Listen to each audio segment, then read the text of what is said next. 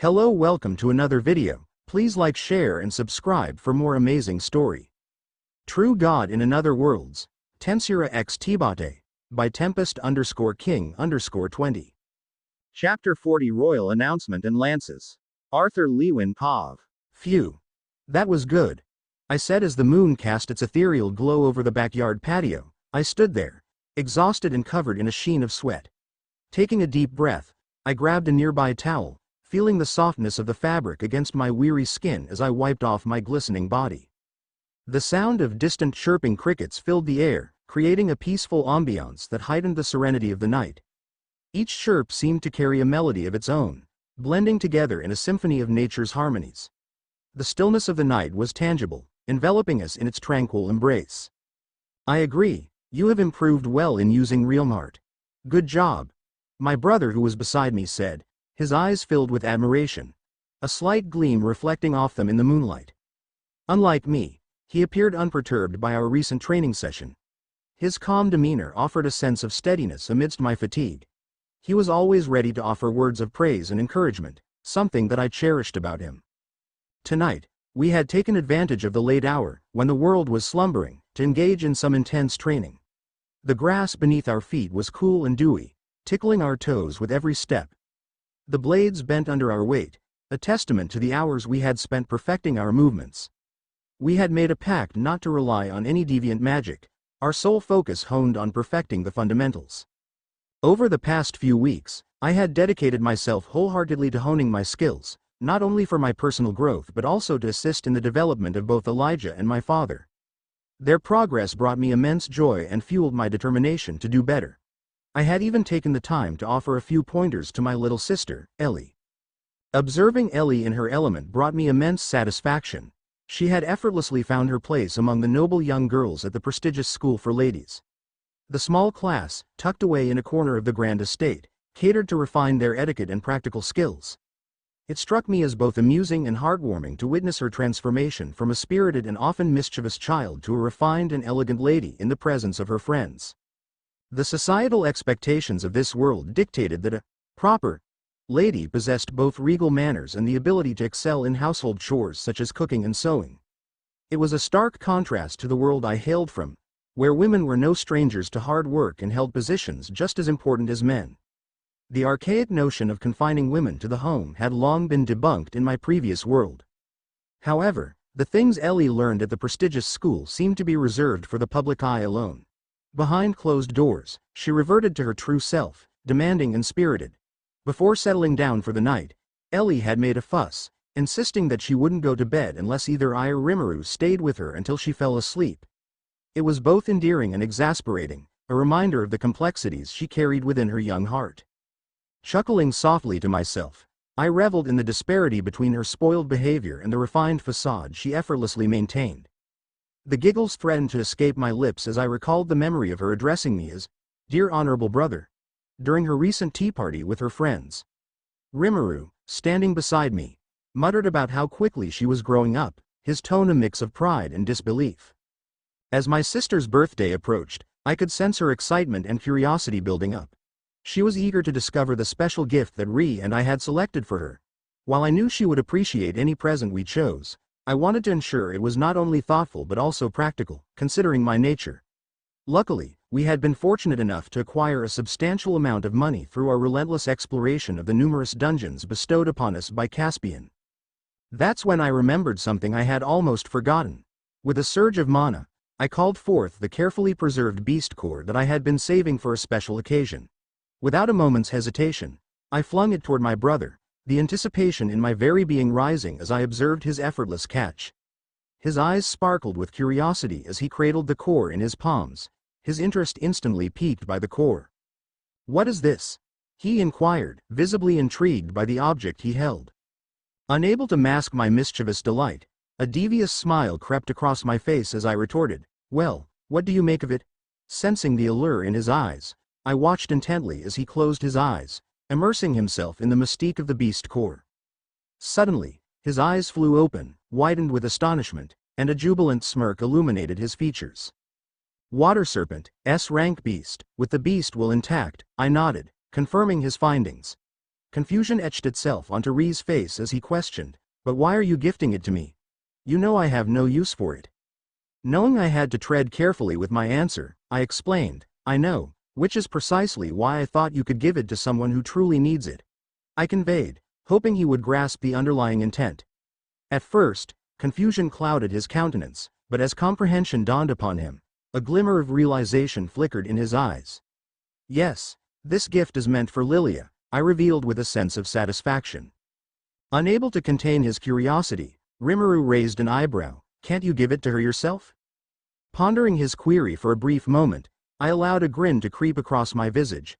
"Of course, I could," I acknowledged, "but I believe she would appreciate it more if it came from you." An exhilarating rush surged through me as I envisioned our plan coming to fruition. Ri let out a weary sigh, realizing my true intentions. "I see," he muttered begrudgingly, reluctantly accepting his role in this gift-giving endeavor. He stored the precious beast core within his dimensional ring, then turned to face me. "Thank you for that," he expressed sincerely. I returned his gratitude with a warm smile. "No problem, Ri," I reassured him. "Currently, Lilia is still attending the academy, correct?" A confirming nod escaped Ri's lips. "Yes," he affirmed, "but perhaps she will return for Ellie's upcoming birthday celebration." Acknowledging his response, I mentally noted the potential timing for Lilia's receipt of the extraordinary gift. On another note, I began shifting my body to find a more comfortable position on the grassy patch where we sat. "How much stronger has Lilia become?" I inquired, genuinely curious about her progress. Ri furrowed his brow, his expression filled with deep contemplation. He took a moment to gather his thoughts before finally responding. "Well, since our last sparring session, I must admit that she has made significant strides. I would even go as far as to say that she has exceeded my initial expectations," he revealed, his voice subtly infused with a touch of pride. My curiosity piqued, and I leaned forward, eager to learn more about Lilia's growth. "To what extent?" I probed, my eyes widening in anticipation. As if summoning a wellspring of knowledge, Ri leaned back, his gaze fixed on some distant point as he gathered his words. After a brief pause, he replied, his voice tinged with confidence and certainty, "To the extent that I can confidently say that she is the strongest mage in the entire academy." The breath caught in my throat, a gasp of astonishment escaping me. "Even stronger than Tess?" I blurted out, my disbelief clear in my voice. My mind echoed with memories of Tess, who had been trained by our Gramps, Aya, and Aaliyah since the tender age of 6. She had always been regarded as one of the most powerful mages in our generation. The idea that Lilia could surpass Tess seemed almost inconceivable. Ri nodded, a mischief-laden smirk tugging at the corners of his lips. "That's right. Lilia has managed to surpass Tess, much to everyone's surprise," he confirmed, his voice laced with an air of pride. "It's truly impressive how far she has come." Struggling to process this revelation, I hesitated before voicing my next question, my voice filled with genuine curiosity. "How did she manage to achieve such progress?" I asked, wanting to understand the secrets behind her success. "You shouldn't be that surprised. Remember that it was I and Seal who trained her," Ri said, his tone carrying a hint of playfulness. He drew in a deep breath, his gaze distant yet focused. "But to answer your question, I could sense that she had an affinity for the water elemental before we went to the Beast Glades again, but when I came back, I could feel the wind mana attracted to her as well, which surprised me." As Ri spoke, a sense of understanding settled within me. It made sense, given that Lilia had been taught and guided by Ri, the god himself, and Seal, the god partner, or in another name the goddess of knowledge and wisdom. The pieces of the puzzle began to align, forming a clearer picture of Lilia's strength. "So, she's a dual elemental," I murmured, trying to absorb this newfound information. I was aware of Lilia's potential, but Ri's words staggering. "Indeed," Ri replied, his tone turning serious. "This wouldn't be possible without Ciel's help." "Wait, what do you mean?" I asked, perplexed by this revelation. Ri shrugged, a baffled expression crossing his features. "I have no idea. All I know is that she somehow tapped into my sealed powers and performed some sort of manipulation," he explained, his voice laced with a mixture of admiration and confusion. "Oh, I see," I nodded, though the full understanding still eluded me. Nevertheless, I couldn't help but feel a surge of joy and excitement for Lilia.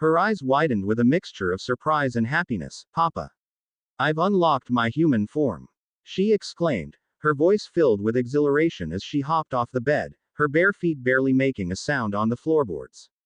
I couldn't help but chuckle, my pride and amusement intermingled. I can see that, Sylvie. But how did you do it? The curiosity in my voice mirrored the curiosity swimming within me. By my calculations, she shouldn't have been able to open her human form now.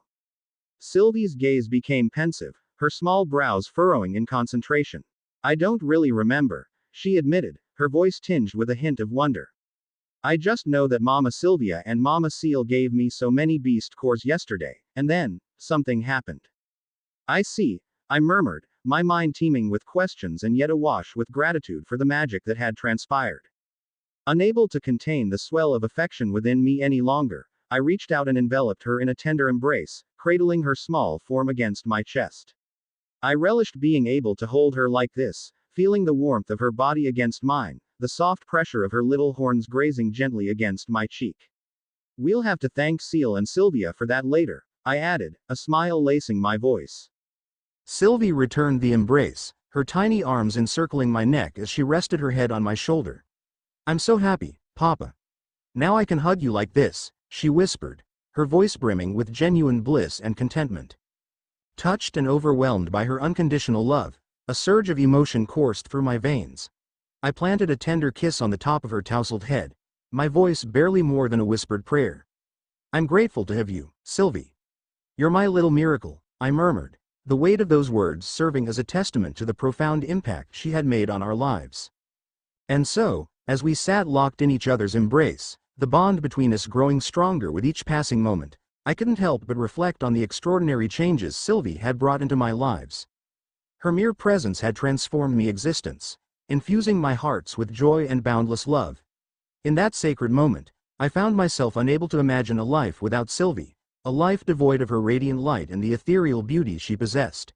She was my precious daughter. Big brother. Ellie's merry voice rang through the air, breaking through the thick walls of my concentration. With a sudden burst of energy, she burst into my room, her entrance almost mirroring the force of Milam's, except Ellie had the manners to not break down the door. However, as Ellie's vibrant eyes fell upon the petite figure of Sylvie, her face paled, and her finger trembled as she pointed, stammering, who is this? Confusion dripped from her voice, making it sound both worried and intrigued. Reacting swiftly, I rose from my bed and gently placed Sylvie on the soft haven of the bed. Ellie, it's all right. This is Sylvie, I explained, desperately attempting to pacify her racing thoughts. Sylvie? She exclaimed, astonishment lacing every syllable. In a stroke of luck, I managed to conjure a sound barrier around the room just in time to muffle the impact of her surprised shout. Yes, this is her human form, I confirmed, watching as Ellie's wide eyes widened even further with wonder. Slowly, hesitantly, Ellie approached, her steps cautious and her eyes filled with awe. Wow, she's so cute! She burst out, her gaze steadfastly fixated on Sylvie's delicate horns. Sylvie couldn't help but giggle in response, her happiness radiating throughout the room like iridescent light. Thank you, Ellie. She chimed, her voice filled with a warmth that tugged at the heart. But how did she obtain a human form? Wasn't she a mana beast? Ellie queried, her confusion evident in the way her brows knitted together like intricate lacework. Well, you're not entirely wrong. Sylvie is a dragon, remember? I explained patiently, hopeful that my words would shed some clarity on the situation. Ellie nodded attentively in response, her eyes gleaming with curiosity.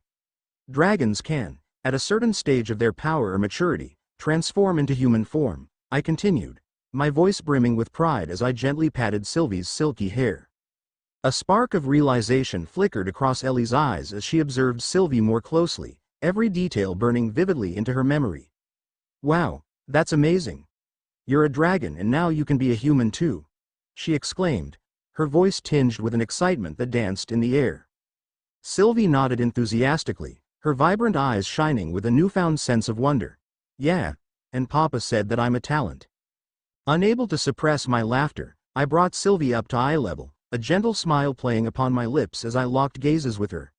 That's right, my little dragon talent, I affirmed, my voice filled with both fondness and affection. And each day, you'll grow stronger, becoming even more talented. The sound of Ellie's exasperated cry filled the room, a burst of energy that added color to the moment. Not fair, Sylvie, she yelled, a mix of playfulness and envy evident in her tone, before leaping onto me, her hands and legs wrapping tightly around my frame. I couldn't help but chuckle at this spirited display. Now, Ellie.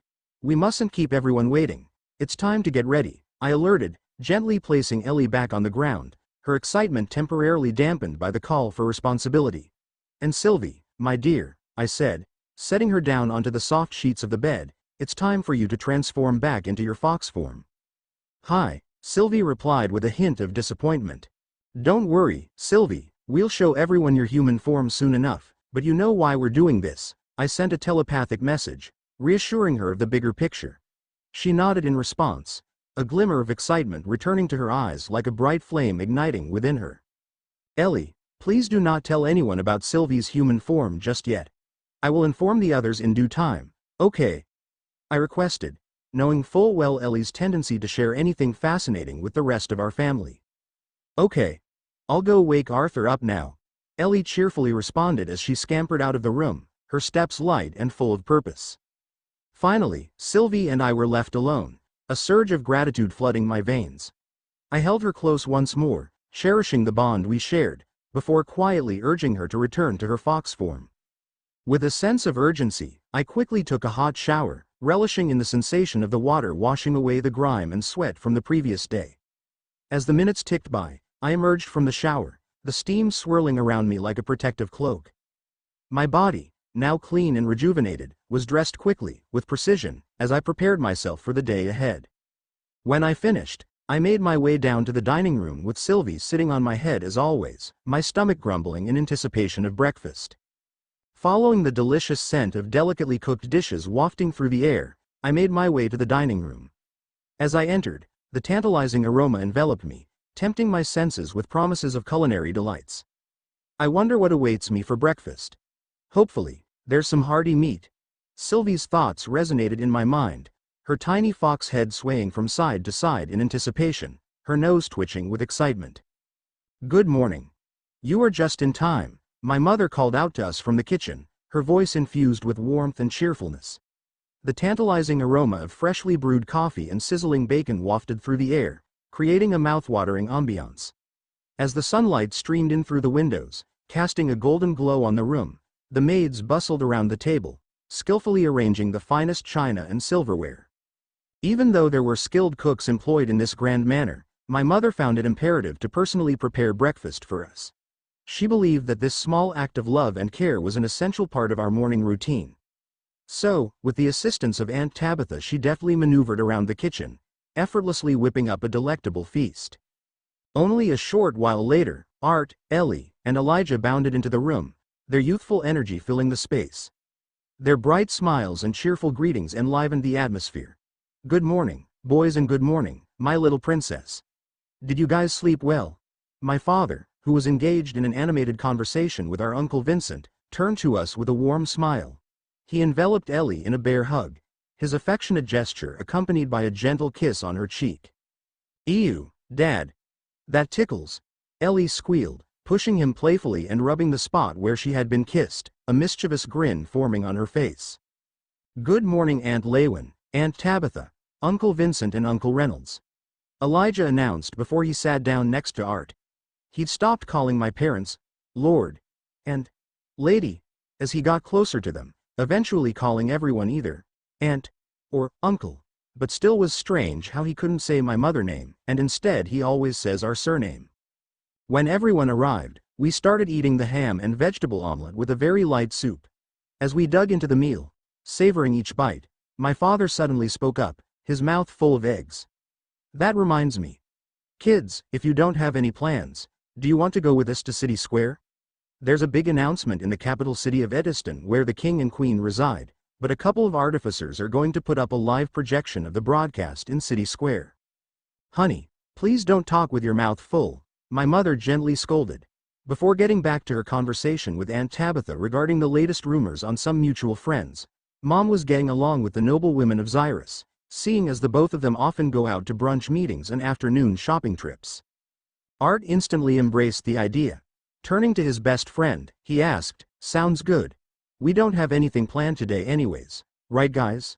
Elijah, his cheeks still filled with the delectable omelet, gave Art a thumbs up, his eyes gleaming with excitement. "I'm okay with it as well," I chimed in, nodding in agreement as I wiped my mouth with a napkin. Ellie, face alight with enthusiasm, leaned forward on the table, her eyes fixed hopefully on our mother. "Can I go too, Mom?" she implored, her words dripping with an irresistible charm. A soft sigh escaped our mother's lips as she gently pushed Ellie back into her seat. "You have school today, Ellie. But you can hang out with your brothers after," she explained in a soothing voice, her gaze filled with understanding. Disappointed, Ellie turned to me, her eyes filled with longing. "Sorry Ellie, but our mother is right. I promised to take you for a walk with Sylvie later," I reassured her, hoping to lessen her disappointment. Ellie's face fell, but she nodded, understanding the importance of her education. "By the way, where's Seal? I haven't seen her since yesterday," Aunt Tabitha inquired, her curiosity piqued. "She went to see her friend," I explained, her absence not causing much concern among us. Aunt Tabitha nodded, her lips curling into a small smile, as she took a leisurely sip of her tea. "Ah, I see. Well, we can catch up with her later," she mused, her voice tinged with anticipation. "Uncle Vincent, I remember you mentioned something about how you were going to visit a famous researcher that has a lab in Xyrus. Do you mind introducing me and my brother to him after we watch the announcement today?" Art said. "Ah, you mean Gideon?" Uncle Vincent's eyes sparkled behind his glasses, his curiosity piqued. "I knew that he would catch your brother's interest, but yours as well? He's not just a researcher but a well-known inventor and artificier too. He's the one responsible for designing the ships we use for rivers, among other well-used artifacts. I do have some business with him anyway, so it wouldn't be a problem taking you too. Was there something specific you needed from him?" "So we're going to see Gideon? Well, I haven't seen him in a while, so I can ask him how he's doing too." "Not something we need, but something to discuss. We talked before with each other and we thought he would find it valuable," Art replied, a mischievous glint in his eyes. Art's vague answer only served to heighten Uncle Vincent's curiosity. Uncle Vincent nodded to himself, contemplating the possibilities. "Well, he's not the type to meet new people, but I'm sure I can get him to pop his head out of his hole if I'm with you," he said, his determined expression betraying his excitement. "Great. Looking forward to it," Art exclaimed, his voice brimming with anticipation and excitement. This part will be the same, so if you don't want to reread it, feel free to skip it. Arthur Lewin Pov. The city square, which was usually bustling with a lot of activity, was abnormally packed with both normal civilians and nobles alike. On the side of the large clock tower, there was 4 floating orbs creating a square, while underneath these floating orbs, there were 2 artificers with their brown robes. The less than attractive clothing signified that they didn't do their work for glory and fame, but it didn't keep the mages from chanting with unnecessarily grand gestures, hands waving as if they were conducting a symphony. Sylvie was fidgeting on top of Rimuru's head, taking in all the sights and the huge crowd of people gathered. It was only Elijah, Uncle Vincent, my father and brother that came with me, as the women in the house had other plans. As more and more people gathered, a crackled image began forming with the 4 glowing orbs as its corners. Suddenly, the fuzzy image became cleaner, the mirage of colors forming into the image of the Glader Castle. The 3 kings and queens of the different countries in our beloved continent of Decathlon have gathered here on this memorable day. I see a very fancily dressed man with a thick gray beard announced to an audience that looked to be in the hundreds of thousands, judging by the space the people took up. "Attention humans, elves, and dwarves alike. I go by Blaine Glader. While most of you know me as the King of Sapin, today I speak not as the King of Humans, but as one of the representatives of the continent of Decathlon." The hundreds of thousands of people all kneeled. Some of them went on all fours in worship at the sight of the Gladers. Of course I didn't even bother bending over. The blurry projection became clearer and zoomed in closer to the balcony of the castle. There, I could see the King of Sapin in the front with the Queen of Sapin, Priscilla Glader, seated behind him alongside a few other important-looking figures. I spotted Alduin and Muriel Aerolith, the King and Queen of Eleanor, with Grandpa Virion standing behind them with his arms crossed and his white hair tied neatly behind his pointed ears. Beside them are 2 representatives of the dwarves, both lavished in extravagant clothing much too large for their compact figures. I assumed that they were the king and queen. Today marks the beginning of a new era in this continent we call our home. I assume many of you are aware of the existing problems between the humans and the elves, while even the dwarves were considered just business partners. However, that is not the way we wish to continue. The representatives of all three kingdoms, your leaders, have met together many times over these past few years in an effort to unite our races. 2 years ago, we had agreed for all three races to be able to become adventurers. It started out with just 1 or 2 representatives, but now it has expanded.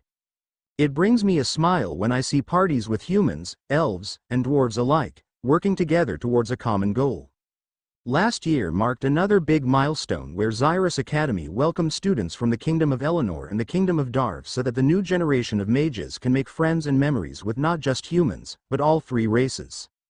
We all understand how difficult it may be for some of us to adjust after constant enmity between us. However, we urge you to let go of the past and the discriminations you may hold, and think beyond that, if not for yourself, but for your children and the future of this continent. There was another big round of applause with a roar of worship and adoration accompanying it. King Glader sat down and Alduin Aerolith, the king of Eleanor and Tessia's father, got up from his seat and cleared his throat before speaking into this world's version of what seemed to be a microphone.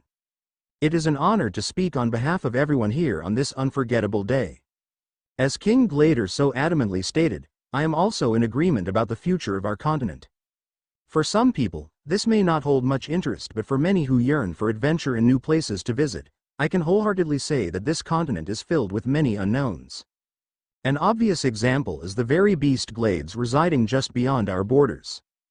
While an uncountable number of adventurers have ventured out into the beast glades, it is not an exaggeration to say that not even half of it has been traversed. While the mana beasts have not left the beast glades, who is to say that just because they haven't yet, they never will? Even in our own homeland of Decathan, there are places so dangerous, no one dares to explore, but what if I were to say that even greater mysteries and dangers are out there? King Aerolith paused for a brief moment while the crowd in Etiston and the crowd here in the city square of Xyrus filled with the sound of murmurs. That's right. You have not heard wrong, fellow citizens of Decathan. We are announcing today, February 10th of the 1005th cycle, that we have found evidence of another continent. The crowds erupted into a clamor of noises, some angry, some afraid, but everyone curious. Even my own hands shook in excitement as my father and Vincent looked at each other in shock. Please. We ourselves don't know very much, so your guess is as good as ours.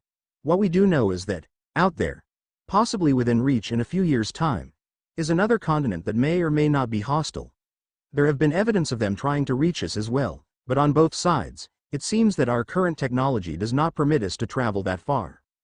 The crowd shown in the capital was in chaos until the Dwarven King rose from his chair and trotted towards the microphone. Queet. The Dwarven King roared into the voice-enhancing artifact. As Alduin said, we don't know much. However, in these times of uncertainty and possible threats in the future, wouldn't you guys all agree that standing beside one another is what's best for this continent and our people? Your children can be in danger as well. The last thing we want is to fight amongst ourselves. Our appearances may be different and our cultures may clash, but remember this. We are all born in this continent of Decathan. I for one am proud of that and hope that future generations will feel the same way. What about you? The crowd remained silent at first, but a couple of claps triggered a huge boom of applause as cheers and whistles broke out. The Dwarf King wasn't as eloquent in his words as the 2 previous kings that spoke, but his words had a very strong impact. Even Elijah next to me was clapping excitedly. My brother's eyes were just looking at the scene with amusement with a smile on his face as Sylvie continued to watch the screen in curiosity. The process of joining our 3 races and kingdoms will take time and much effort, but today, we will be anointing 6 individuals. Individuals that we, the 3 kings and queens, believe to be the most courageous, tactful, smart and powerful. From the back of the podium, 6 warriors came out. 2 familiar elves, 2 humans, and 2 dwarves. Clad in refined white armor that varied slightly for each person, they walked up and knelt down on one knee. The 3 kings each made their way in front of the 6 kneeling knights and took out from a small ornamental box 6 rings. King Glader of the humans presented the rings to the 2 elf knights, my big sisters. while the dwarf king presented it to the two human knights. Finally, King Alduin of the elves placed the rings on the two dwarf knights, stating that they stand and bow to the crowd. As the cheers exploded, King Glader went up and spoke once more. These 6 individuals will henceforth be granted the title of the 6 lances. Each lance signifies the ties they hold not to their kingdom, but to the entire continent. This is a truly historical moment as the first lances have been anointed.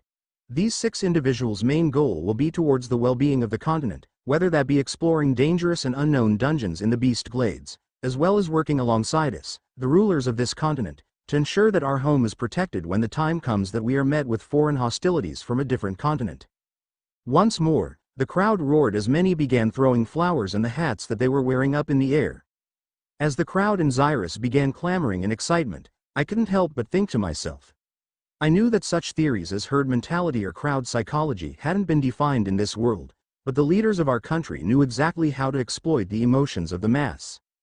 Lastly, while the title of being one of the 6 lances may be prestigious and comparable to even ourselves as kings and queens, this title also brings upon a great burden and danger. Children of the new generation that seek to become the future protectors of this continent, strive to be one of the 6 lances. Grow strong and noble as not even the heavens are the limit. With that, the 4 orbs making up the corners of the projection floated down as the image of the announcement faded. The last thing we heard were the chants of, "Long live the king, long live Decathlon." Beside me, I heard Elijah muttering to himself, "Wow. The 6 lances. That sounds awesome." The children within the crowd already started play-acting the scene of the anointment, shouting with their friends that they too have become one of the 6 lances and are going to go out and fight evil. A part of me wanted to be excited as well. Hell, I was excited. The prospect of a new continent to explore with different people and maybe even different races intrigued me to no end. However, I was quite cynical of this whole thing. Sure, the points they made were quite valid, but in the end, they were just baselessly making this new continent the common enemy so that all of the races of Decathlon could unite.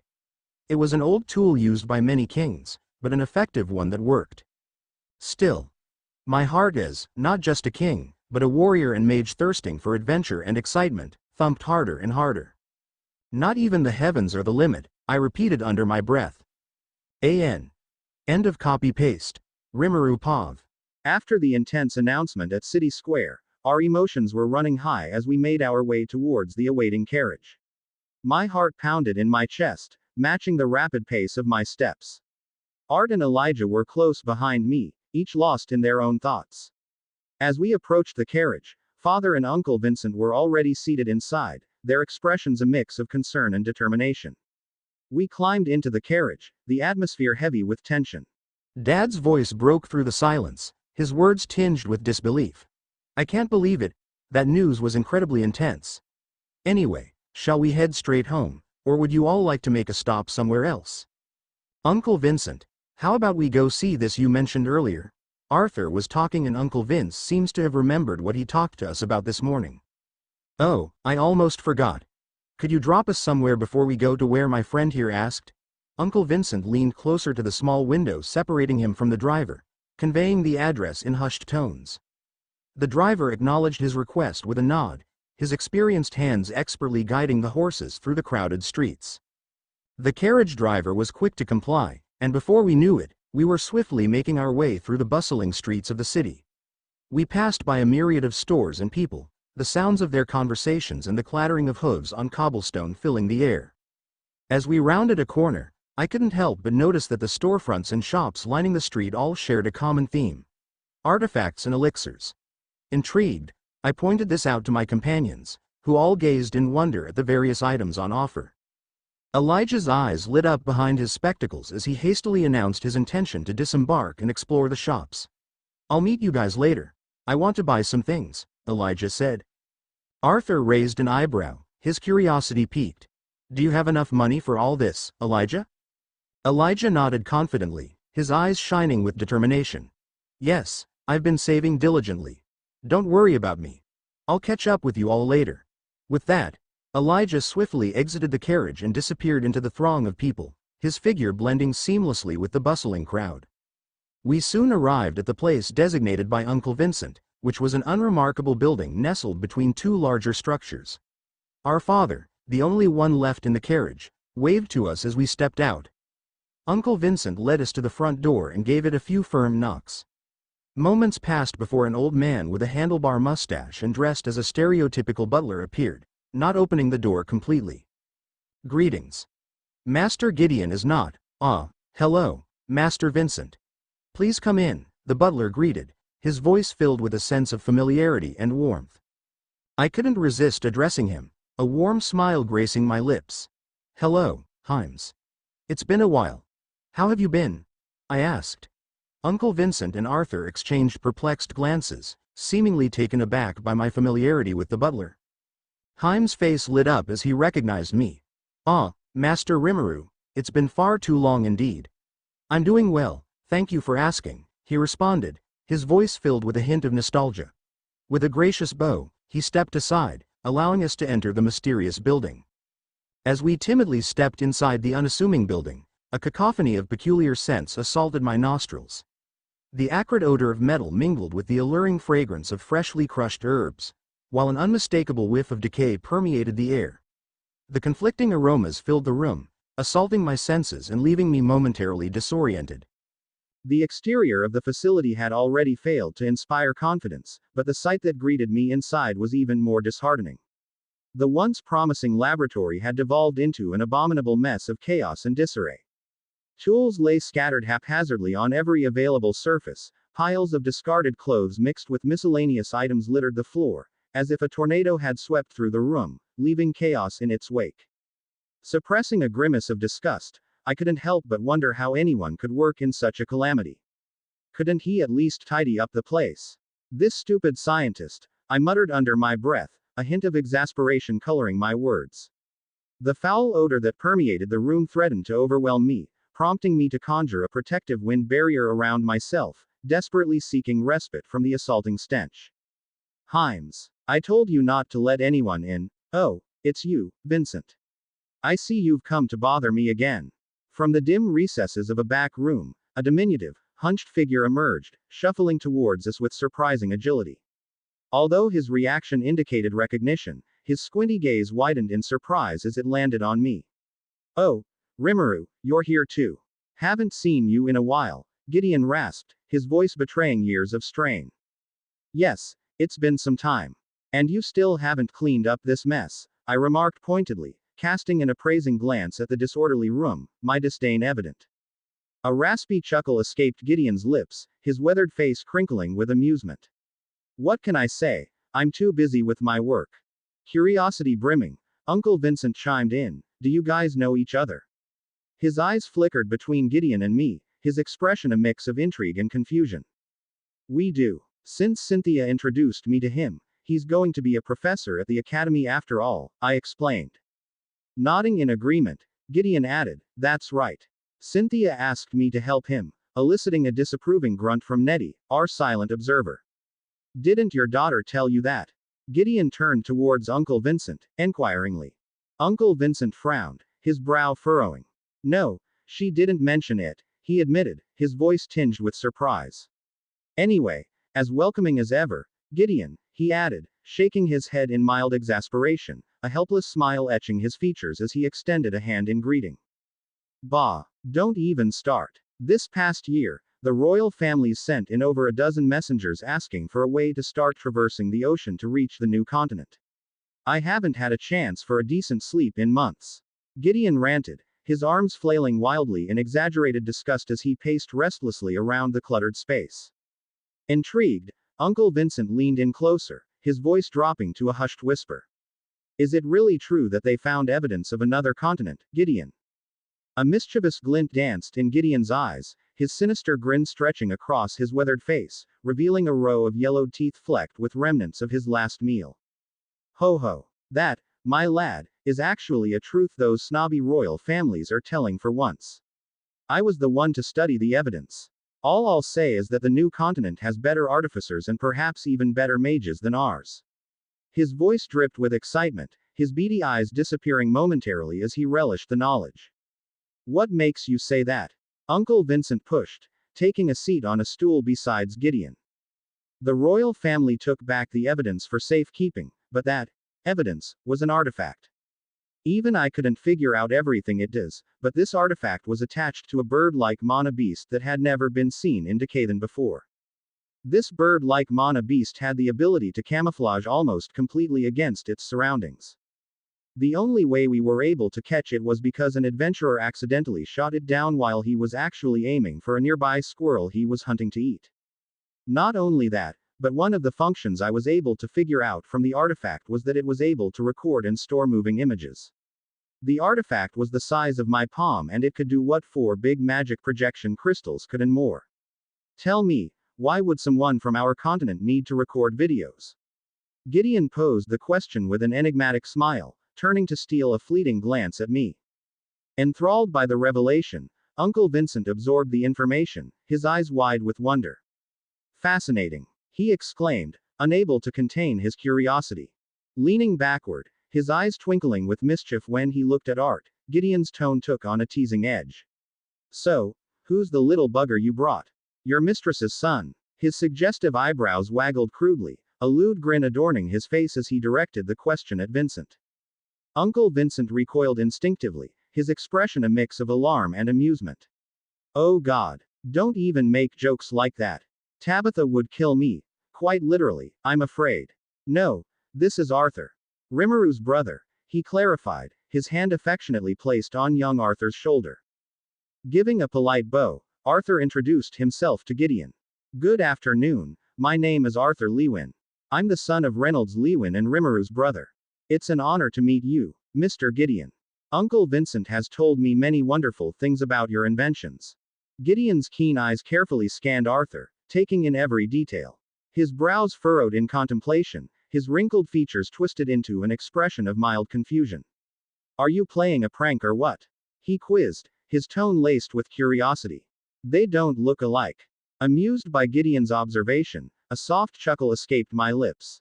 Indeed, Arthur is the spitting image of our parents, while I seem to take after a distant ancestor, I explained. Uncle Vincent joined in the light-hearted moment, his laughter echoing through the air. Genetics can be quite peculiar, don't you think? He chimed in, his voice radiating amusement. Gideon's beady eyes narrowed contemplatively at Vincent's remark, a single eyebrow rising in skepticism. As that's so? He questioned, his tone holding a hint of disbelief. Well, I suppose diversity makes life a tad more interesting. The world might be in for a shock if there were many people who looked like you. Caught off guard by the unexpected comment, I raised an inquisitive eyebrow at Gideon, unsure whether his words held a hidden insult or playful banter. Is this an insult or a compliment? I asked. A mischievous smirk tugged at the corners of Gideon's lips as he shrugged nonchalantly. Take it as you will, he replied, his tone teasing. Considering his response for a moment, I decided to embrace the generous interpretation. In that case, I declared, a faint smile playing on my lips, I'll gladly accept it as a compliment. Gideon matched my smile with a noncommittal shrug, while Arthur and Uncle Vincent exchanged bemused glances at our banter. Anyway, you, Arthur, are a bit of a retarded, unlike someone you have quite the etiquette, he mused, studying Art with his beady eyes. Gideon raised an eyebrow. So, why did you bring him here, Vincent? I don't take on students or disciples, you know. He puffed his chest out condescendingly. Actually, I would like to know for myself why he wanted to come. Vincent turned to Art. Mr. Gideon, Art addressed the inventor, adopting the air of a respectful young lad. The fact that you have messengers from the royal families visiting you indicates that your work holds great influence, correct? Of course. They're a pain, but I receive quite a lot of money from them. Gideon boasted, puffing out his chest with pride. Arthur seemed to wander over to one of the tables, where he laid his eyes on Gideon's blueprints. Without a second thought, he started to doodle on them. Gideon, noticing the sound of Arthur's scribbling, stormed over to my brother, a fierce expression etched on his face. This boy here is drawing on my plans. You know I told you not to touch anything. He barked, pointing an accusatory finger at Arthur. I intervened before the situation could escalate further, stepping between Gideon and Arthur with a calming hand on Gideon's shoulder. I looked at what Art was drawing and smiled at that. Looks like your problem is solved, Gideon, I said with a small smile, gesturing to the blueprint in question. Gideon looked at me in confusion as I slinked my arm off his shoulder. Uncle Vincent approached my brother too to see what was being done while I was wandering around the place looking for something good. This. I heard Gideon mutter. Of course, why didn't I think of this? There was this solution as well. Suddenly, Gideon's eyebrows furrowed and his gaze darted all around the paper. I feel like something's missing. Don't you have something good here, Gideon? I said as I looked through the items on the shelf. Gideon glared at me over his shoulder. You. Stop throwing my stuff. I rolled my eyes and withdrew my hand. Relax, Gideon. I'm just looking, I said with a chuckle before moving on. Meanwhile, Art had somehow managed to take control of the conversation, his seemingly innocent demeanor belying his true intentions. My brother was a master manipulator, and it was fascinating to watch him work. My brother took the blueprint back directly from the inventor's hands, with a smirk. It's just that I didn't finish it on purpose. There are some details missing and I would love to include them, but only when our negotiations are finished. You really are just a 12-year-old. Gideon's gaze became sharp, his eyes narrowing as he scrutinized Arthur. After a few seconds, he let out a helpless sigh, his tension dissipating. Even Uncle Vincent looked baffled by the unexpected turn of events, but he managed to maintain his composure, knowing full well the kind of person my brother was. Yup. Can you show me some of your most precious artifacts? Art smiled, tucking the parchment inside his robe pocket. Himes. Bring my latest works. Gideon barked, his voice carrying a renewed sense of authority, his hand waved dismissively in the air. The poised butler with the distinctive handlebar mustache emerged promptly, gracefully carrying with him a protected case the size of an adult and sealed with an enigmatic insignia. Gideon leaned closer to the case, whispering something into the lock as he placed both hands on it. A brief moment passed, and the lock began to glow, its metallic surface morphing and contorting into intricate shapes before finally unlocking itself. The case revealed an array of various enchanted weapons, their craftsmanship and aura leaving an indelible impression on anyone who laid eyes on them.